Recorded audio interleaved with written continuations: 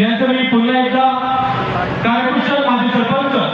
आणि पुरंदर तालुका राष्ट्रवादी काँग्रेस पार्टीचे लोक अध्यक्ष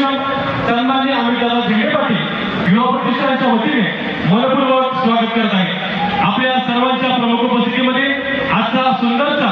अभिषेक सोहळा या ठिकाणी संपन्न होत आहे। पण आपल्या सर्वांच्या आयुष्यामध्ये आज सूर्य जरी अस्ताला गेला तरी या अस्ताला सूर्याला आपण सर्वांनी नमन करूया आणि सांगूया हे सूर्या की तुझ्याप्रमाणे चमकतो, अगदी त्याचप्रमाणे आमच्या प्रत्येकाच्या आयुष्यामध्ये आम्ही दादाच्या रूपाने अशी व्यक्तिमत्व आहे की जे आमच्या गावामध्ये प्रत्येक तरुणाच्या अंगाखांद्याला प्रत्येक तरुणाच्या हाताला काम देते आणि अगदी त्या सूर्याप्रमाणे ज्यांची ख्याती ज्यांचा कर्तृत्वाचा वसा आणि ज्यांचं काम चमकत आहे अशा आपल्या सर्वांच्या मनाचा ठाव घेणारा व्यक्तिमत्व आणि देवपंच कृषीमध्ये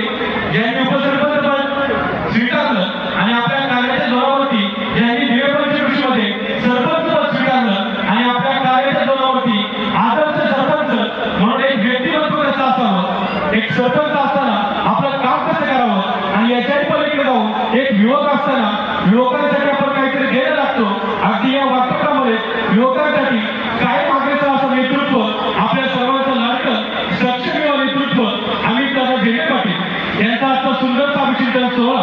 आणि आजच्या सुंदरच्या सोहळ्यानिमित्त उपस्थित सर्व सन्माननीय मान्यवर आणि अमितदादांवरती प्रेम करणारा सर्व युवा सहकारी यांचं मी पुन्हा एकदा अमितदादा झेंडे पाटील युवा प्रतिष्ठान आणि युवा मंचाच्या वतीने मनपूर्वक स्वागत करत आहे। आपल्या सर्वांच्या प्रमुख उपस्थितीमध्ये याची बोला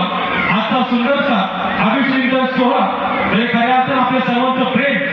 आपल्या सर्वांचा आशीर्वाद, आपल्या सर्वांची आपुलकी जर दादांच्या पाठीमागे असेल तर नक्की येणारा प्रत्येक वाढदिवस हा समाजाप्रती काहीतरी दायित्व असेल, या दायित्वामध्ये या ठिकाणी साजरा होईल। उपस्थित सर्वांचं पुन्हा एकदा अमितदादा झेंडे पाटील युवा प्रतिष्ठानच्या वतीने मनपूर्वक स्वागत।